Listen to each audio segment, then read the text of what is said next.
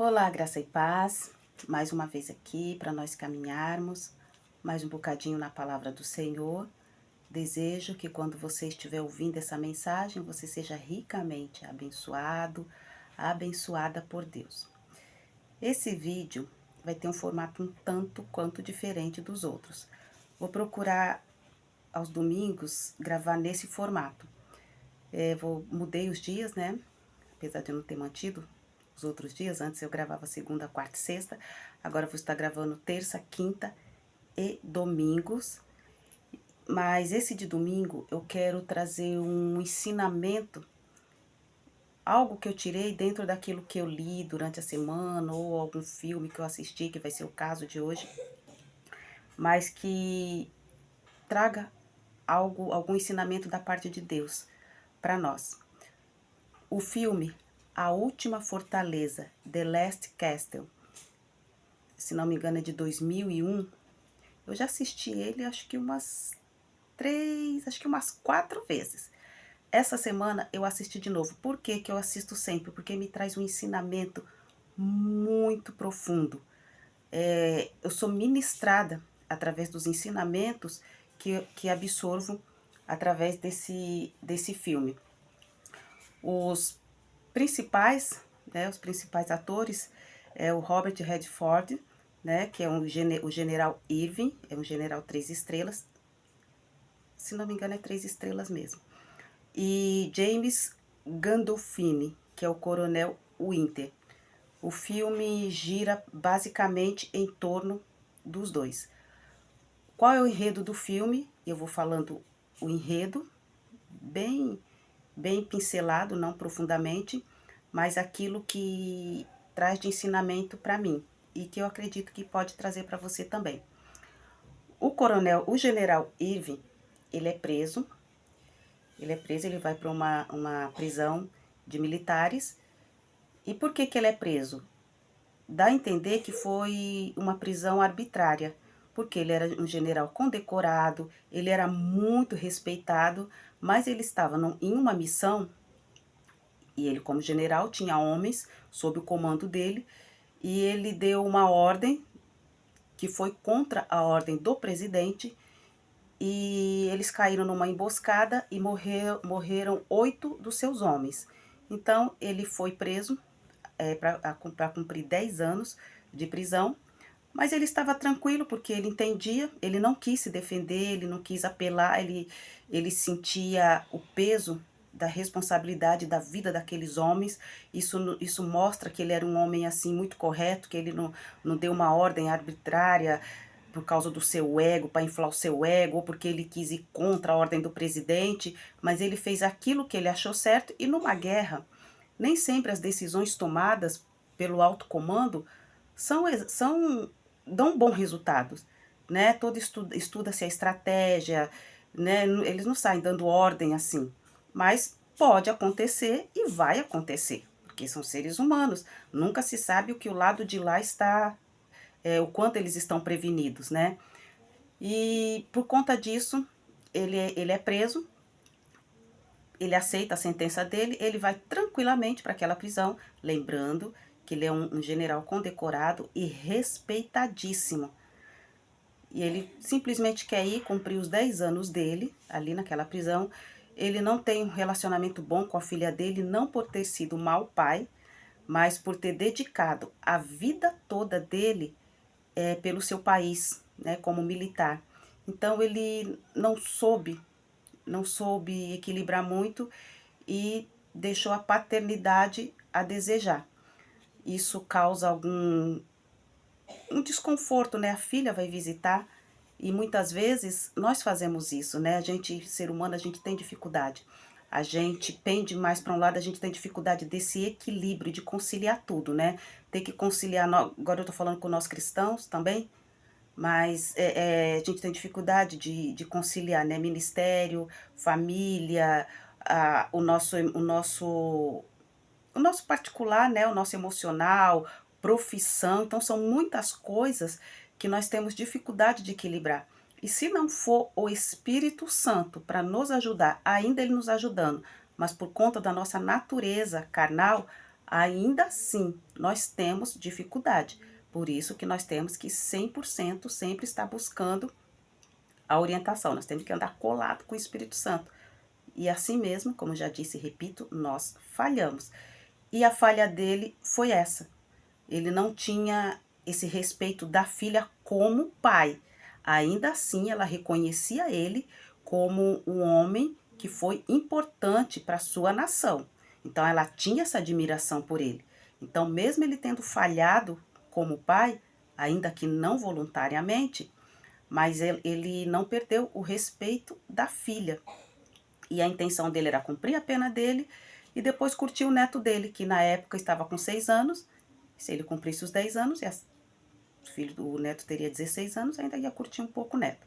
Mas quando ele chegou nessa prisão, quem que dirigia essa prisão? Era justamente o Coronel Winter. O Coronel Winter, ele era só um coronel. E ele mostra, assim, uma pessoa despeitada.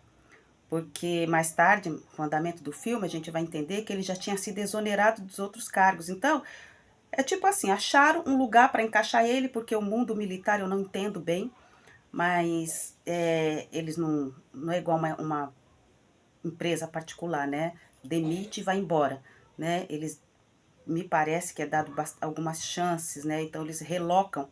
E ele foi relocado para aquela penitenciária, o que para eles para ele era assim bastante, era um tanto humilhante, porque ele, como militar, ele era insignificante.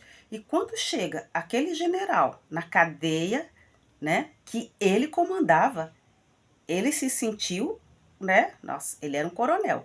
Vem um general, 3 estrelas, respeitadíssimo, né? Então, ele se sentiu, só que quando ele se sentiu acima dele, ele se sentiu o cara.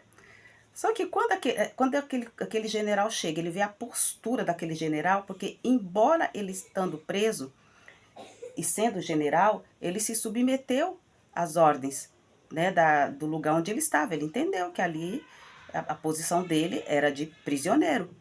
Só que esse coronel, esse diretor da penitenciária, ele dirigia de uma maneira arbitrária. Ele não respeitava os prisioneiros. Ué, mas como não vou respeitar os prisioneiros? Não. Ele tinha que ser diretor, né? Então ele se aproveitava, era um conflito pessoal que ele tinha. Então ele precisava colocar as pessoas abaixo dele, ele precisava mostrar o poder dele, ele precisava mostrar a autoridade dele. E logo no princípio, quando o general chega e ele vai na sala do coronel se apresentar, ele vê que o coronel tem as relíquias dele lá, balas, armas antigas, era coisa assim. Enquanto ele foi pegar um livro que o general escreveu, ele foi buscar o livro para o general autografar para ele. O general conversa com outro soldado e ele pede para ver aquelas coisas que o coronel tinha como né, aquelas relíquias. E ele comenta com esse soldado que quem tem aquele tipo de arma, aquele tipo de coleção, quem tem aquele tipo de coleção são pessoas que nunca foram no campo de batalha. E o coronel escuta e desiste, né? Ali ele já cria aquele ranço, que na verdade já tinha. E o coronel continua dirigindo aquela penitenciária de uma maneira bastante arbitrária.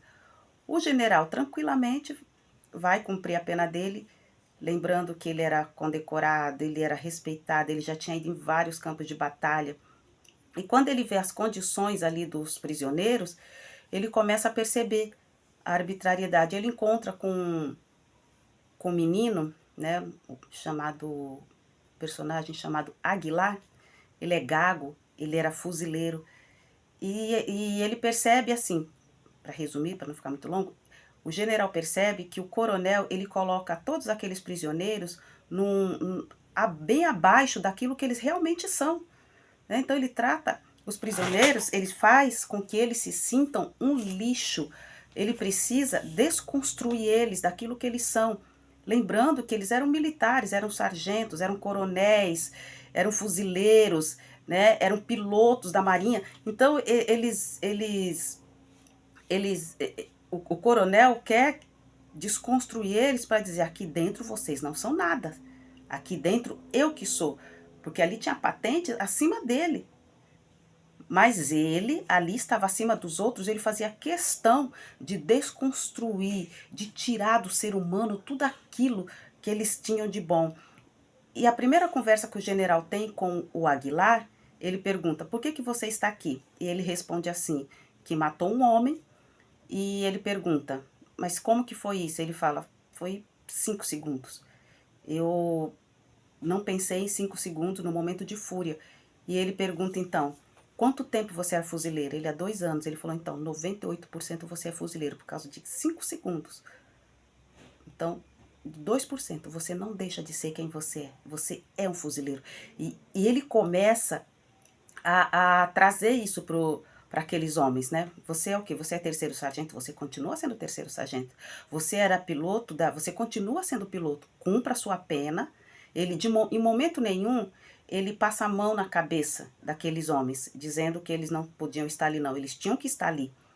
Mas eles continuavam sendo, né, aquilo que eles eram. Eles tinham que se arrepender, cumprir a sua pena e seguir a sua vida. E muitas vezes, irmãos, o diabo faz isso com a gente.